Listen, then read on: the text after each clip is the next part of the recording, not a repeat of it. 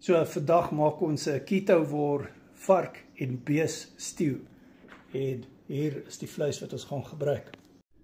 So het ons dit in die pot en daar's so ons verbruin die vleis en dan gaan ons die water oorgooi.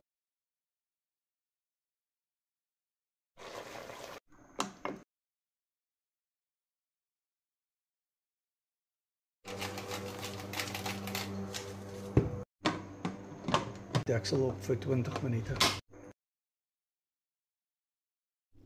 So die vleis is nou 40 minute en so ons kyk nou of dit sag gekook het. En dan gaan ons groente by. Groente vir hierdie keto-wor stew is blomkool en sampioene. So die vleis is nou reg om die groente te kry.